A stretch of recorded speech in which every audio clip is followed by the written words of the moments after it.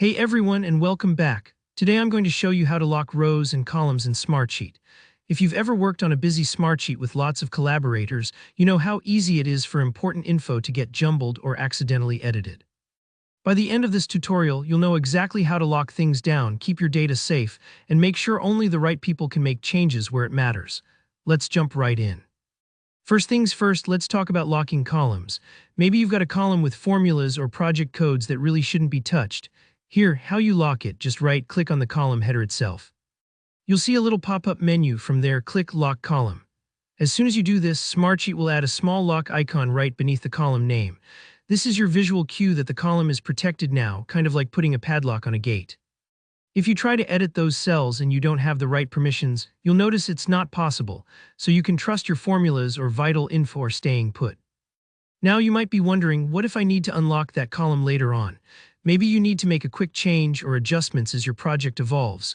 No worries, just click that lock icon under the column name.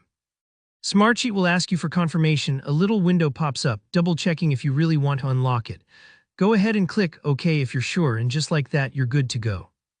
I really like this extra confirmation step because it prevents those accidental unlocks, especially useful if you're working quickly or if there are a lot of people in your sheet. Alright, let's move on to locking rows. Picture you have a summary row at the top, or maybe some reference data that you need to stay exactly as is. To lock a row, just hover your mouse over the left side of any row. As you move across, you'll see three vertical dots pop up. These are the row action menu. Click those and you'll see an option for lock. Go ahead and select that.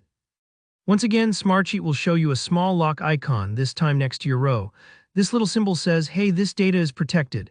It's super useful for stopping accidental changes from happening, especially in sheets shared with a big team. And here's a tip, you don't even have to use the menu every time. If you hover directly over that row, you'll notice the lock icon itself can be clicked for a quicker way to access the locking feature. It's just a nice shortcut that makes workflow a bit smoother and faster, especially once you get the hang of it. Finally, if you ever need to unlock a row you've locked, maybe the data needs an update, or you've finished what you needed protected, just click that lock icon. You'll see that same confirmation window pop up. Click OK and your row is unlocked and ready for edits. Again, don't worry if you're ever unsure, Smartsheet won't unlock anything until you confirm, and that's all there is to it. Locking columns and rows in Smartsheet is straightforward, but it can make a world of difference in keeping your data accurate and secure.